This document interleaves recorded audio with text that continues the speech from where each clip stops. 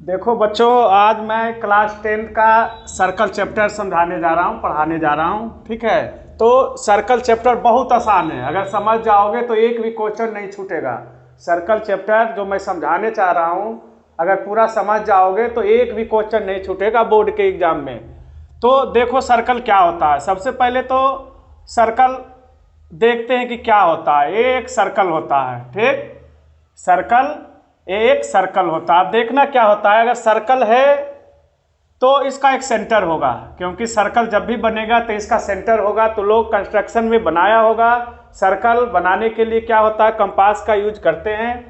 तो यहाँ सेंटर होता है, देखना इसको क्या कहते हैं, सेंटर। सेंटर है। अब सेंटर से जो भी सरकमफ्रेंस के बीच हम कहीं भी अगर सेंटर को मिलाएंगे उसको क्या कहते हैं, रेडियस कहते हैं। क्या कहते हैं, रेडियस कहते हैं। सर्कल के सेंटर से अगर सरकमफ्रेंस पे कहीं भी हम किसी भी पॉइंट पे मीट कर रहे हैं, मिला रहे हैं, तो उसको रेडियस कहते हैं। अब देखना, रेडियस के साथ साथ अगर सेंटर से होते हुए अगर सर्कल के दो पॉइंट को हम मिला रहे हैं, सेंटर से होते हुए अगर सर्कल के दो पॉइंट को हम मिला रहे हैं, तो इसको क्या कहते हैं, इसको डायामीटर कहते हैं। इसको डायामीटर कहते हैं। क्या कहते हैं, डायामीटर। जो डायमीटर क्या होता है, रेडियस का डबल होता है। डायमीटर, इसका फॉर्मूला भी बनता है कि D = 2 × R। तो एक सर्कल में इन्फिनाइट डायमीटर हो सकता है जो सेंटर से होकर जा सकता है। देखना, इन्फिनाइट नंबर ऑफ डायमीटर हम खींच सकते हैं जो सेंटर से होकर जा सकता है, जाएगा। देखना, अब रेडियस सेंटर, रेडियस डायमीटर हो गया। डायमीटर के बाद हम लोग देखेंगे ये जो फेंस है, ये जो फेंस है इसको कहते हैं सरकमफ्रेंस। क्या कहते हैं, इसको सरकमफ्रेंस कहते हैं। सरकमफ्रेंस कहते हैं, इसको सरकमफ्रेंस कहते हैं। एक तरीके से लेंथ होता है, लंबाई होता है, इसको सरकमफ्रेंस कहते हैं। और सरकमफ्रेंस तो लोग इसका फॉर्मूला बता सकते हो कि सर्कल का जो सरकमफ्रेंस होता है वो क्या होता है, 2πr होता है। क्या होता है, 2πr। तो इससे सर्कल में यहाँ पे हमारा दो फार्मूला बन गया है, ये याद रख सकते हो। अब देखना, सेंटर, रेडियस, डायमीटर, सरकमफ्रेंस। इसके अलावा सर्कल का प्रॉपर्टी होता है। देखना इसमें क्या होता है, कॉर्ड होता है। सर्कल का कॉर्ड होता है। क्या होता है, कॉर्ड। दूसरा सर्कल बना रहा हूं समझाने के लिए।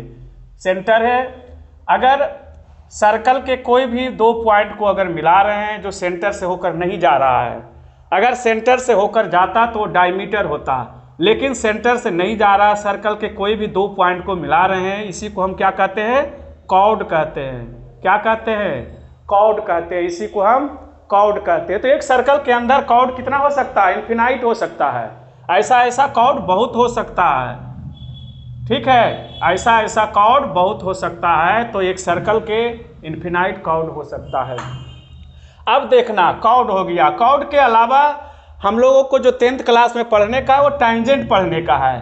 टांजेंट, अगर कोई लाइन सर्कल से होकर गुजर रहा है, सर्कल के किसी एक पॉइंट से मीट होके जा रहा है, सर्कल के किसी एक पॉइंट पे मिल रहा है, उसको क्या कहते हैं, टांजेंट कहते हैं। क्या कहते हैं, टांजेंट कहते हैं।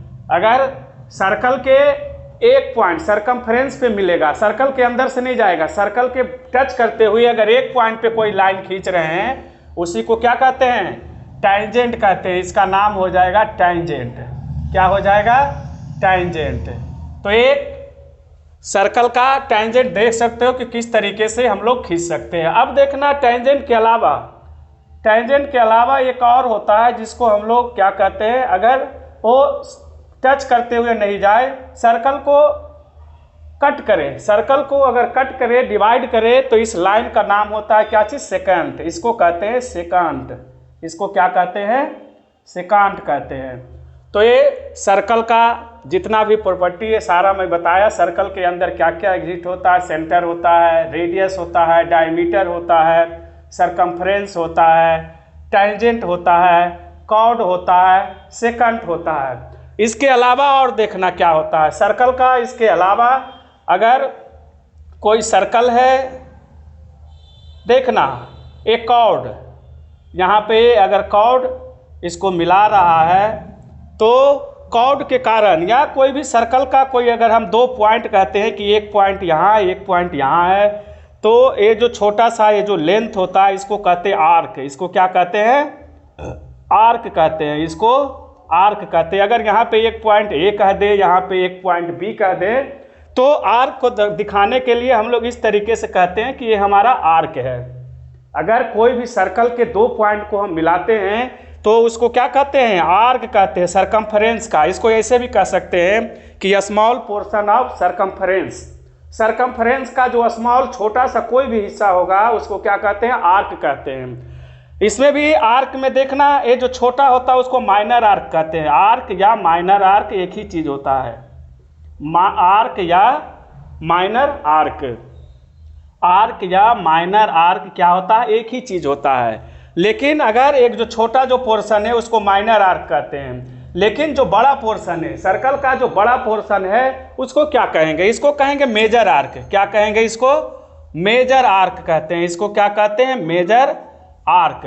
तो एक चीज और बताया सर्कल के अंदर कि हमारा अगर सर्कल का कोई भी सरकमफेरेंस का जो स्मॉल पोर्शन होता है उसको आर्क कहते हैं। आर्क में भी जो छोटा पोर्शन होता है उसको क्या कहते हैं? माइनर आर्क कहते हैं। और जो बड़ा पोर्शन होता है उसको मेजर आर्क कहते हैं।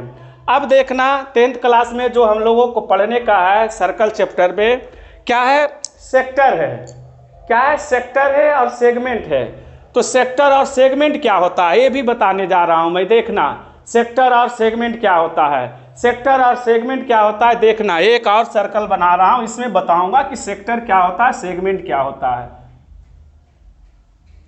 एक सर्कल है, सेंटर है। अगर हम सर्कल के सरकमफेरेंस को अगर दो जगह रेडियस, दो पॉइंट पे रेडियस मिला रहे हैं, एक यहाँ रेडियस है और एक यहाँ रेडियस मिला है, ये रेडियस है ये भी रेडियस है, तो बहुत सारे बच्चों को कंफ्यूजन होता है कि सेगमेंट क्या होता है सर, सेक्टर क्या होता है सर।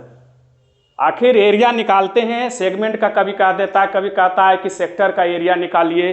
तो कंफ्यूजन दूर करने के लिए मैं बताता हूं कि सेक्टर क्या होता है और सेगमेंट क्या होता है। तो देखना अगर रेडियस के कारण सर्कल दो पार्ट्स में बट रहा है तो उसको कहते हैं सेक्टर। क्या कहते हैं? उसको सेक्टर कहते हैं। अगर रेडियस के कारण, देखना ये रेडियस है, ये भी रेडियस है। अगर रेडियस के कारण अगर सर्कल दो पार्ट्स में बट रहा है, एक पार्ट से ये हो गया और एक बड़ा पार्ट्स हो गया जो इसके बाहर है, ये बाहर है, ठीक है। तो एक छोटा जो पार्ट्स होता है, अगर रेडियस के कारण सर्कल दो पार्ट्स में बट रहा है तो उसको हम सेक्टर कहते हैं। क्या कहते हैं? सेक्टर। उसमें भी जो छोटा होगा, जो छोटा पोर्शन एरिया होगा उसको कहते हैं माइनर सेक्टर। क्या कहते हैं? Minor sector. सेक्टर या केवल माइनर सेक्टर इसको कह सकते हैं, माइनर सेक्टर। लेकिन जो बड़ा पार्ट है सर्कल का, जो बड़ा एरिया है उसको क्या कहते हैं? मेजर सेक्टर कहते हैं। इसको कहते हैं मेजर सेक्टर, इसको कहते हैं मेजर सेक्टर। तो एरिया के कारण सर्कल दो पार्ट्स में बटा उसको कह देते हैं माइनर सेक्टर और मेजर सेक्टर। अब कहेगा कि सर सेगमेंट किसको कहते हैं? अगर आ गया कि एरिया ऑफ स्मॉल सेगमेंट बताइए या एरिया ऑफ सेगमेंट बताइए, तब हम कैसे पहचानेंगे कि इसका कौन सा एरिया कह रहा है, सेक्टर का या सेगमेंट का। तो एक सर्कल और बनाता हूं, देखना। अब अगर कॉर्ड कहीं पे लिया, कॉर्ड के कारण भी सर्कल दो पार्ट्स में बंटता है। कॉर्ड अगर सरकमफ्रेंस पे दो पॉइंट को मिलाया तो कॉर्ड्स के कारण भी देखना सर्कल दो भाग में बट रहा है। एक ये छोटा पार्ट्स है, ये जो कॉर्ड के कारण अगर सर्कल का जो छोटा पार्ट्स है उसको क्या कहते हैं? सेगमेंट कहते हैं। क्या कहते हैं? सेगमेंट। इसको सेगमेंट या माइनर सेगमेंट कहते हैं। क्या कहते हैं? Minor segment. और इसके अलावा एक बड़ा जो पोर्शन है, जो बड़ा एरिया है सर्कल का, उसको कहते हैं, क्या कहते हैं? Major segment. इसको क्या कहते हैं? मेजर सेगमेंट कहते हैं। देखना इसको क्या कहेंगे? यहाँ तो सेंटर है, वो है, इसको कहते हैं मेजर सेगमेंट। इसको क्या कहेंगे? Major segment. Major segment, major segment. तो बच्चों जितना भी सर्कल के बारे में जो भी था सारा चीज़ मैं इसमें बताया हूँ, चाहे वो सेंटर हो, रेडियस हो, डायमीटर हो, सरकमफ्रेंस हो, या फिर सेकांट हो, या सर्कल का कॉर्ड हो, टेंजेंट हो, माइनर आर्क हो, मेजर आर्क हो, या सेक्टर जिसको माइनर सेक्टर कहते हैं या मेजर सेक्टर कहते हैं, सेगमेंट कहते हैं, मेजर सेगमेंट कहते हैं, तो सारा चीज़ सर्कल के बारे में मैं बताया हूँ। उम्मीद करता हूँ कि तुम लोगों को समझ में आया होगा। हाँ बच्चों, तो बेसिक चीज़ें, सर्कल का जो भी बेसिक चीज़ें था वो हमने बता दिया है, आप लोगों को समझ में आया होगा। अब देखते हैं कि क्लास 10th के बच्चों के लिए, चाहे वो सीबीएसई का बोर्ड का हो, चाहे हरियाणा बोर्ड का हो, चाहे बिहार बोर्ड का हो, चाहे किसी भी स्टेट का बोर्ड का हो, हर बच्चे के लिए ये टेंजेंट देखना, ये थ्योरम देखना कि ये थ्योरम कितना फायदेमंद होता है एग्जाम के लिए। ये थ्योरम बहुत फायदेमंद है एग्जाम के लिए, हर साल आता है ये थ्योरम, हर साल आता है। लिख लो, इसको नोट कर लो कि ये आना ही आना है, इसको छोड़ना नहीं है। तो ऐसा तुमको समझाऊंगा कि ये समझ में आएगा, और पेपर में जो बनने का है 5 मिनट में, 2 मिनट के अंदर ये थ्योरम के जरिए या तो ये थ्योरम कर सकते हो, या इस थ्योरम का यूज करके कोई भी क्वेश्चन आसानी से सोल्व कर सकते हो। तो देखना क्या है थ्योरम। थ्योरम है कि the tangent at any point of a circle is perpendicular to the radius through the point of contact. एक बार फिर से पढ़ रहा हूं थ्योरम याद रखना कि the tangent at any point of a circle is perpendicular to the radius through the point of contact. तो इस थ्योरम बताने से पहले कुछ चीजें बताता हूं बच्चों, याद रखना कि एक सर्कल पे अधिक से अधिक, इन्फिनाइट अधिक से अधिक टेंजेंट हम ड्रॉ कर सकते हैं, जितना ड्रॉ करना चाहे। एक सर्कल पे अधिक से अधिक टेंजेंट को हम ड्रॉ कर सकते हैं, लेकिन एक सर्कल पे एक पॉइंट पे एक ही टेंजेंट ड्रॉ कर सकते हैं। एक सर्कल पे एक पॉइंट ऑफ कांटेक्ट पे एक ही टेंजेंट को ड्रॉ कर सकते हैं। और एक चीज याद रखना कि एक सर्कल पे पैरेलल 2 टेंजेंट केवल ड्रॉ कर सकते हैं। एक सर्कल पे पैरेलल टेंजेंट केवल 2 ही हम लोग ड्रॉ कर सकते हैं, तो इसको याद रखना। अब ये जो थ्योरम है इसको बता रहा हूं कि ये थ्योरम क्या कहता है। ये जो थ्योरम है, इस थ्योरम को देखना कि सर्कल पे खींचा गया टेंजेंट, सर्कल पे किसी भी पॉइंट ऑफ कांटेक्ट पे खींचा गया टेंजेंट उसके रेडियस पे परपेंडिकुलर होता है। किसी भी सर्कल के टेंजेंट पे खींचा गया रेडियस क्या होता है, परपेंडिकुलर होता है। या हम कह सकते हैं कि किसी भी सर्कल के रेडियस जहां हम लोग मीट करते हैं, रेडियस किसी भी पॉइंट पे अगर मीट कर रहा है, वहां से अगर हम लोग टेंजेंट खींच रहे हैं तो रेडियस के परपेंडिकुलर होता है। तो देखना इसको प्रूफ हम कैसे करते हैं। इसका प्रूफ हम लॉजिकली बताएंगे कि इसका प्रूफ हम कैसे कहेंगे कि ओपी जो है परपेंडिकुलर है एक्स और वाई लाइन का, टेंजेंट का। ओपी परपेंडिकुलर है लाइन एक्स वाई का, किसका, एक्स और वाई का। यही कहता है, यही ये थ्योरम कहता है कि कोई भी सर्कल पे कोई भी खींचा गया टेंजेंट रेडियस पे परपेंडिकुलर होता है। सर्कल पे खींचा गया कोई भी टेंजेंट रेडियस पे क्या होता है, परपेंडिकुलर होता है। तो देखना कैसे इसको हम करते हैं। सपोज दैट मान लिया जाए ये टेंजेंट है, ठीक है। टेंजेंट पे सेंटर से, सर्कल के सेंटर से एक पॉइंट कहीं पे क्यू हम लोग ले लिए।